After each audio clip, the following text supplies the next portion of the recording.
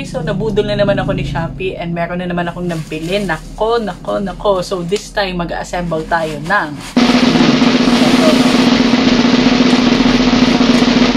the cheapest shoebox.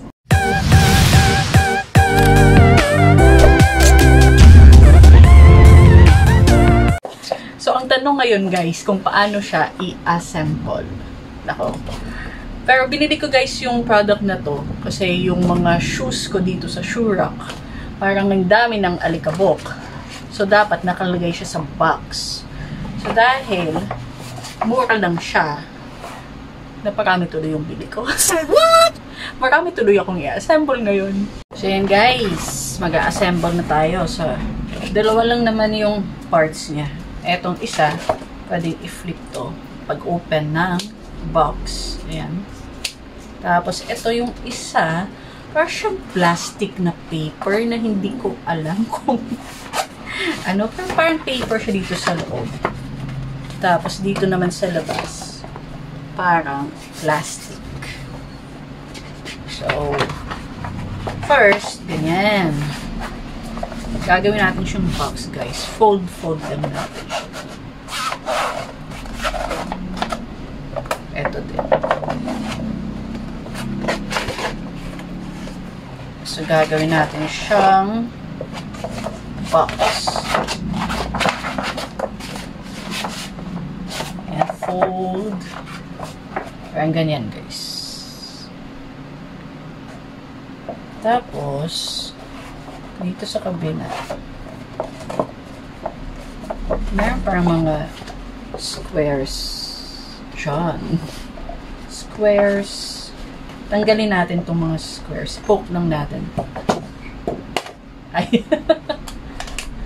Natatanggal yan, guys. Poke uli natin ito.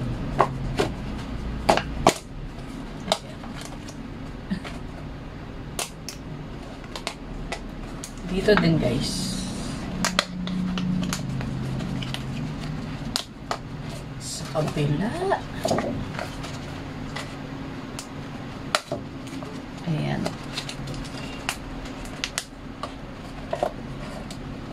So, ang gagawin natin ngayon, fold natin ganito. Fold muna natin siyang ganyan. Fold pa din dito. All sides, guys. Fold natin. Para maging box talaga siya. Ayan. Tapos, hindi na siya. Ang hirap mag-tutorial, ah. Ano ba gagawin ko? Okay. Eto, ganyan. Tapos, fold. Diyan. Tapos, etong dalawang to, ipapasok natin sa dito. Okay? So, dapat magkasama ang dalawang yan. Ayan. Adjust natin dito sa kabila. So, ayan na siya, guys. Ito yung sa likod. Okay? Yung sa harap naman, ganyan na ang itsura niya. Yung sa harap, meron siyang parang ano dito, parang, ano tawag dyan? Flop. Ayan.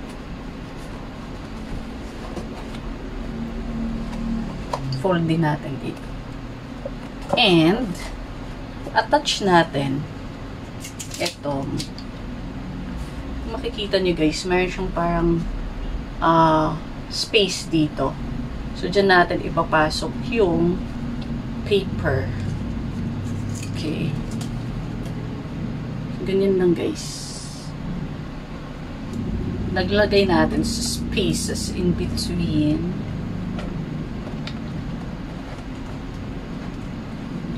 Be sure na connected talaga. Open natin to para mas makita natin. Ayan. So, flip. Anong flip? Close pala. Close! So, eto na guys yung finished product natin. Finished product talaga. Wow! So, try natin maglagay ng shoes dito. Gagamitin ko na shoes. Ang ilalagay ko na shoes is yung tawag dito, wedding shoes ko.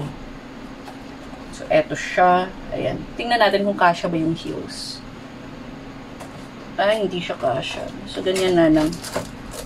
Pahiga na lang, guys. Pahiga na lang siya. Ganyan. Tapos, yung isa. Ganyan na lang. Okay. Close. So, ayan na siya, guys.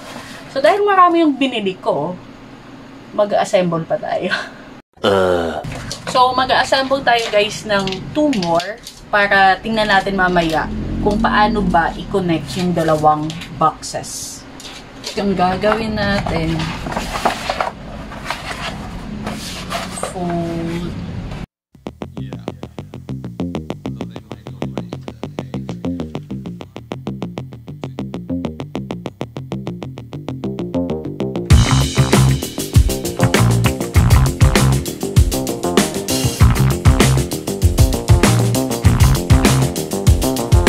So, ayan. Tapusan natin yung isa. Meron pang isa.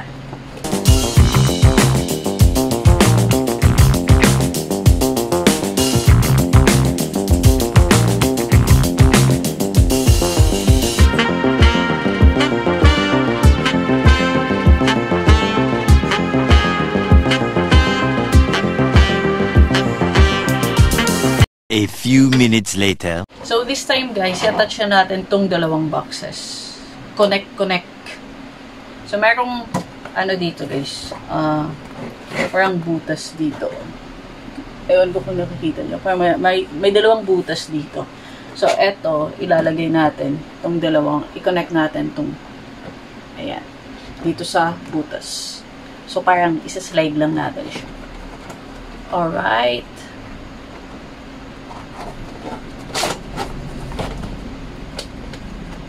Parang madulas. Ayan. Attach, tapos ayan, slide. So, ayan na siya, guys.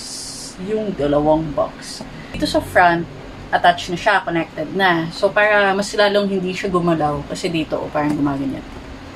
So, dito sa taas ng shoebox, meron parang, ano dyan, triangle. Ayan. Tapos, pwede natin i-attach dito. Merong line dito, guys. Masyadong maliwanag, hindi nyo nakikita. So, ayan. Ayan siya. So, eto na, guys, yung dalawang boxes na naka-attach sa isa't isa. Sana all naka-attach. So, ayan na siya. So, nabili ko pala tong product na to for only 18 pesos each. So, very secure na yung, yung mga shoes natin dito. So, sana nakatulong tong video na to. And if you guys like this video, please give it a thumbs up. And don't forget to subscribe. See you on next one. Stay safe, guys. Bye!